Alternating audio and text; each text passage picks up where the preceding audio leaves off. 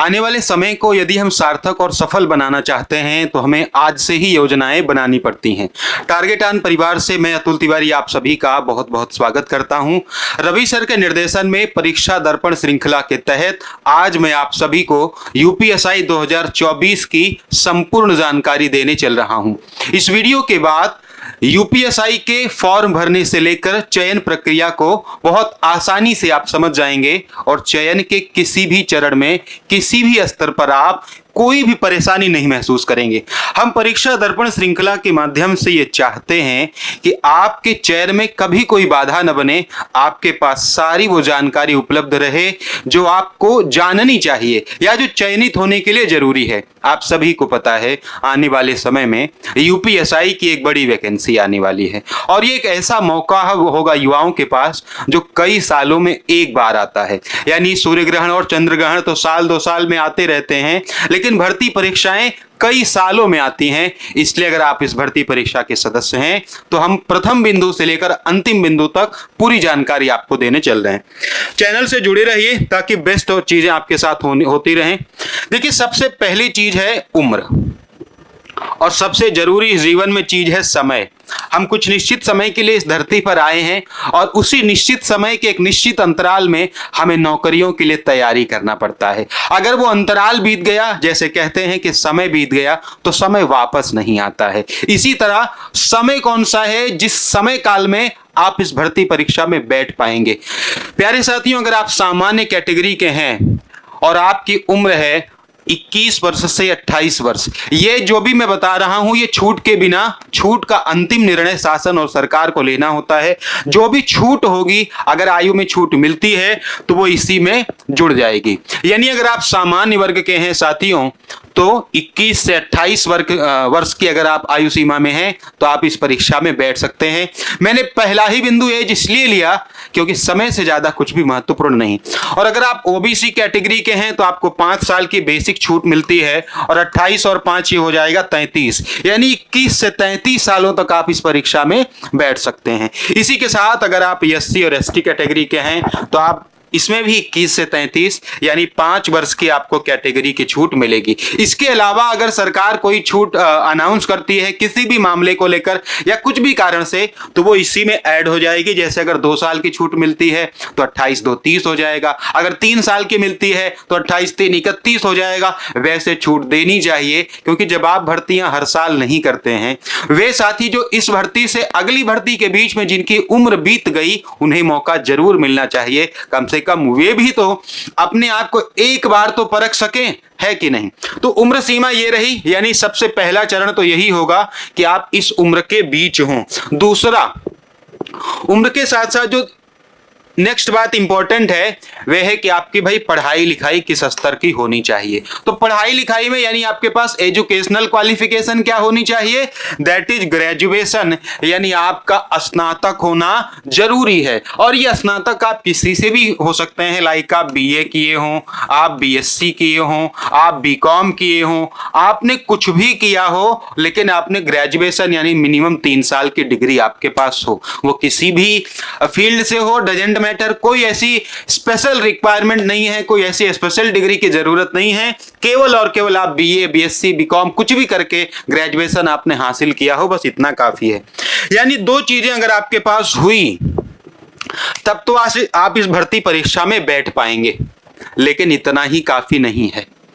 तीसरी जो सबसे महत्वपूर्ण चीज है, यदि आपके पास उम्र भी है और अगर आप स्नातक भी हैं तो भी आप इस परीक्षा से बाहर हो सकते हैं यदि आपके पास शारीरिक योग्यता नहीं रही, यानी फिजिकल एलिजिबिलिटी आपके पास नहीं रही। और इसे हमें बहुत ध्यान से समझना होगा। जब हम पूरी तरह से योग्य हो जाएंगे बैठने के और अंतिम रूप से चयनित होने के, तब मैं आपको सिलेबस, पैटर्न, कट ऑफ और बाकी चीजें बताऊंगा। सबसे पहले हम उस परीक्षा के काबिल तो बने।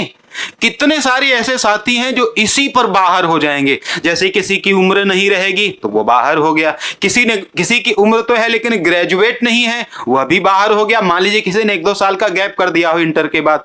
ये दोनों चीजें होने के बाद किसी की हाइट नहीं है, चेस्ट नहीं है, दौड़ नहीं पाता है, तो भी एक दिन तो उसे बाहर होना ही पड़ेगा। इसलिए मैं इसको पहले बता रहा हूं। सबसे पहले हम बात करते हैं पुरुषों की।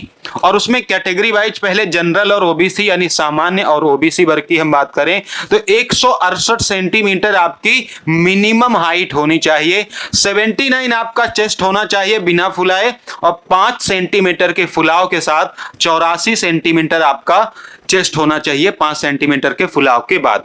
इसके अलावा ये कहानी यहीं खत्म नहीं होगी। अगर आप एससी और एसटी कैटेगरी से हैं तो आपकी हाइट होनी चाहिए 160 सेंटीमीटर और आपका चेस्ट मिनिमम यानी विदाउट एक्सपेंशन 77 होना चाहिए और एक्सपेंशन के साथ आपका जो चेस्ट है वो 82 होना चाहिए।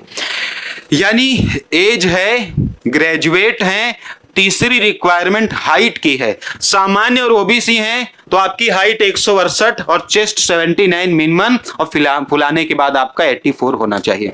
अगर आप एससी एसटी कैटेगरी से हैं तो हाइट आपकी होनी चाहिए 160 सेंटीमीटर और चेस्ट मिनिमम 77 और मैक्सिमम आपका फुलाने के बाद 82 मिनिमम होना चाहिए। मतलब ये मिनिमम है और ये फुलाने के बाद का मिनिमम है।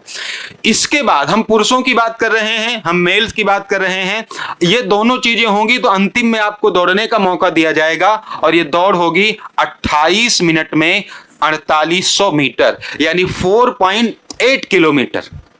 यानी दरोगा बनने के लिए, एसआई बनने के लिए आपकी हाइट होनी चाहिए, चेस्ट होनी चाहिए, रनिंग अच्छी होनी चाहिए, एजुकेशन में ग्रेजुएट किए हो और उम्र भी उसी सीमा में हो जिसे सरकार ने तय किया है। भाई एक भारी भरकम पद है, बड़ा भौकाल है, सम्मान है और बेहतरीन जीवन भी है, तो उसके लिए योग्यताएं भी तो बेहतरीन होनी चाहिए ना। यह तो बिल्कुल जायज है, तार्किक है। तो इतनी बातें आपके क्लियर हो गई। यही अगर हम फीमेल्स की बात करें, भाई फीमेल कैटेगरी में क्या योग्यताएं हैं, तो जनरल और ओबीसी की हाइट 152 सेंटीमीटर और एससी और एसटी की जो हाइट है वो 147 सेंटीमीटर और आपकी दौड़ होगी 16 मिनट में 2400 मीटर यानी 2.4 किलोमीटर। यानी पुरुषों की आधी और समय आधे से थोड़ा ज्यादा, यानी बेहतरीन है ना। देखो तो सारी बातें क्लियर हो गई। तो मैंने आपसे कहा कि भाई पहले तो आपको परीक्षा में बैठने की योग्यता हासिल करनी है। जब आप योग्य ही नहीं हो तो लिखित परीक्षा का सिलेबस जान के, कट ऑफ जान के, पैटर्न जान के, ये सब जान के क्या फायदा। यानी अगर आप 21 से 28 सामान्य वर्ग के हैं और विशेष कैटेगरीज को 5 वर्ष की छूट के साथ इस उम्र में आपने स्नातक कर लिया है, आपकी हाइट मैच करती है दिए हुए स्टैंडर्ड के हिसाब से, आप दौड़ सकते हैं जो मैंने बताया, और आपका चेस्ट 79 to 84 एंड 77 to 82 के रेंज में आता है, तो अब आप इस परीक्षा में बैठने के काबिल हो रहे हैं। अब आप काबिल हो गए हैं। अब आज की लिखित परीक्षा निकाल लेंगे, बाकी चीजें निकाल लेंगे तो नौकरी मिल जाएगी। लेकिन अगर इसमें एक भी चीज की कमी हुई, चाहे वो एज क्राइटेरिया हो, चाहे वो आपका चेस्ट हो, हाइट हो, रनिंग हो, एजुकेशनल बैकग्राउंड हो, कोई भी चीज कम हुई तो कितनी भी मेहनत कर लेंगे, आखिरी रूप से आपको, अंतिम रूप से आपको बाहर होना ही पड़ेगा। तो चलिए मान लेते हैं कि ये सारी योग्यताएं आपके पास हैं जो मैंने आपको बताई। अब इसके बाद क्या इतना ही होने से हम चयनित हो जाएंगे? नहीं, इसके बाद ही तो असली लड़ाई शुरू होती है। और अब मैं आपको बताऊंगा सिलेक्शन प्रोसेस क्या होता है, कौन कौन से वे चरण हैं जिनको पास करके आपको भाई इस नौकरी को पाना रहेगा। वैसे आप सब जानते हैं ना, बढ़िया भौकाल है यूपीएसआई यानी दरोगा का। देखो अगर इन योग्यताओं को हासिल कर लिया, यानी फर्स्ट आपकी जो रिक्वायरमेंट है वो जो भी मैंने योग्यताएं बताई उन योग्यताओं को प्राप्त करना है। योग्यताओं के बाद सिलेक्शन प्रोसेस आता है, यानी कहानी वही नहीं खत्म होगी। अब आपको सबसे पहले आपसे एक लिखित परीक्षा होगी। जब इसको पास करेंगे तो जो हाइट वगैरह बताई है उसका परीक्षण होगा, यानी फिजिकल टेस्ट होगा, फिजिकल इफिशियंसी और स्टैंडर्ड यानी मानक परीक्षण और दक्षता परीक्षण दोनों होगा। उसके बाद यह देखा जाएगा क्या मेडिकली फिट हैं भाई, है ना। शारीरिक नौकरी भी है, पुलिस को दौड़ना भागना पड़ता है, तो मेडिकली फिट है या नहीं है। उसके बाद आपकी फाइनल मेरिट लिस्ट बनेगी डॉक्यूमेंट वेरिफिकेशन के साथ। तो अगर योग्यताएं हासिल कर लिया तो इन 4 चरणों से गुजरना पड़ेगा। चलिए एक एक चरण के बारे में बारीकी से हम आपको बताते हैं। ये जानकारियां आपको कैसी लग रही हैं, परीक्षा दर्पण श्रृंखला आपको कैसी लग रही है, इससे हमें जरूर बताएं और चैनल के साथ जरूर जुड़े रहें बेहतरीन जानकारियों के साथ। सबसे पहले आपकी लिखित परीक्षा होगी। लिखित परीक्षा में कुल मिलाकर 160 प्रश्न पूछे जाएंगे और हर प्रश्न 2.5 मार्क्स का होगा। यानी अगर आप इसको 2.5 से मल्टीप्लाई करें तो 400 अंकों का आपका पेपर होगा। 2 घंटे आपको समय दिए जाएंगे, 4 विषय आपसे पूछे जाएंगे। सामान्य हिंदी, इसके भी 40 प्रश्न और 100 अंक। उसके बाद मूल विधि, संविधान और सामान्य ज्ञान 40 प्रश्न 100 अंक। उसके बाद तीसरा मैथमेटिक्स यानी संख्यात्मक एवं मानसिक योग्यता 40 प्रश्न 100 अंक। और लास्ट में चौथा विषय होगा मानसिक योग्यता, बुद्धिलब्धि परीक्षण, तर्क क्षमता परीक्षण 40 प्रश्न और 100 अंक। यानी प्रत्येक विषय से 40-40 प्रश्न पूछे जाएंगे। सामान्य भाषा में समझो तो हिंदी, रीजनिंग, गणित, मूल विधि और सामान्य ज्ञान, ये 4 विषय हैं। प्रत्येक विषय से 40 प्रश्न पूछे जाएंगे। प्रत्येक प्रश्न 2.5 मार्क्स का होगा, यानी 100 आपके 100 अंकों के सारे पेपर होंगे। इसमें कुछ कैटेगरी वाइज मतलब चीजें सेट की गई हैं। जैसे आपको हर एक विषय से मिनिमम 35%, हर एक सेक्शन से आपको मिनिमम 35% लाना होता है। यानी 100 में से 35 अंक तो आपके अनिवार्य हैं। वैसे भी 35 से कम आएंगे तो मुश्किल बढ़ ही जाएगी, क्योंकि अंतिम सूची में तो वैसे भी आपका नाम नहीं होगा, क्योंकि कट ऑफ मैं आपको बताने चल रहा हूं कि पिछले साल कितनी गई थी। तो ये आपके 4 विषय, प्रश्नों की संख्या, आपका लेवल शानदार रहता है। यूपीएसआई की हिंदी जबरदस्त रहती है, रीजनिंग भी जबरदस्त रहती है, बैंकिंग के भी सवाल आते हैं और इसकी मैथमेटिक्स भी शानदार रहती है। यानी ये कोई हल्की परीक्षा नहीं है। मैं इसलिए बताता हूं कि अगर आप गंभीर छात्र हो तो आपको पढ़ना चाहिए, क्योंकि एक दिन तो जितने पदों पर नौकरी आती है उतने लोग चयनित ही होते हैं, लेकिन वे लोग मेहनती होते हैं, वे योजनाबद्ध तरीके से काम करते हैं, उनको मालूम होता है कि कब और क्या कैसे करना है। इस परीक्षा के बाद प्यारे साथियों इसकी कट ऑफ बनेगी आपकी फिजिकल की, और उसके बाद आपसे फिजिकल कराया जाएगा, जिसमें एक तो आपकी दौड़ होगी, है ना, और इसके अलावा आपका फिजिकल स्टैंडर्ड टेस्ट होगा। यानी आपकी हाइट और आपका चेस्ट मेजर किया जाएगा, साथ के साथ फिर आपकी दौड़ होगी। यानी ये इसके बाद रिटन के बाद के प्रोसेस हैं, और लगभग इसके बाद प्रोसेस समाप्त हो जाएंगे। क्यों? क्योंकि आपको पता है कि जैसे ही आपने रिटन क्वालिफाई किया, रिटन क्वालिफाई के बाद आपका फिजिकल इफिशियंसी और स्टैंडर्ड टेस्ट हो गया। इसके बाद प्यारे साथियों आपका मेडिकल होगा और लास्ट में आपका डीवी होगा। यानी हमारे जो मेहनत करने के चरण हैं वे 2 ही हैं, लिखित परीक्षा और आपका फिजिकल इफिशियंसी टेस्ट, यानी शारीरिक दक्षता परीक्षण। इसमें हम मेहनत करेंगे। उसके बाद भाई डॉक्यूमेंट तो हमारे पास पहले से रहते हैं, उन्हीं को प्रमाणित कराना है, और मेडिकली हम क्या हैं कैसे हैं वे भी हम पहले से ही रहते हैं। तो ये 4 चरण आपके रहेंगे। मैं इन द लास्ट आपको ये बताऊं कि मेहनत कितनी करनी है। हमने सब कुछ लगभग जान लिया है ना, कि भाई योग्यता क्या है, सिलेबस क्या है, पैटर्न क्या है, कैसे सेक्शनल आपकी बेसिक कट ऑफ सेट की गई है 35%, यानी हिंदी में 100 में से 35 लाने पड़ेंगे। ये जो आपकी स्क्रीन पर लिख रखा है ये वो चीज है जो पिछले साल इतने अंकों वालों को नौकरी मिल गई। यानी ये वो लोग थे जो दरोगा बन गए। आप में से भी बहुत सारे लोग होंगे जो एक दिन दरोगा बन जाएंगे। रिजल्ट में निश्चित रूप से उनका नाम होगा, लेकिन उनके दिमाग में आके योजना बननी चाहिए, आज एक जानकारी सेट हो जानी चाहिए कि ये एक मानक है। और जब 9,500 से ज्यादा वैकेंसीज थी, इस बार तो जो 5,000 6,000 की बात चल रही है ये तो शासन और सरकार तय करेंगी। अनारक्षित वर्ग की एक और बात आपको मैं बता दूं, ये कट ऑफ बनाई गई है 400 में से। काफी सारे लोग हो सकता है पूछ लें, क्योंकि आपका जो पूरा पेपर होता है वो कितने का होता है, 400 का होता है। इसके बाद ये आपका नॉर्मलाइज्ड मार्क है, यानी जब एक पेपर कई सारी शिफ्ट में होते हैं तो आजकल सारे ही लोगों के अंकों को नॉर्मलाइज किया जाता है।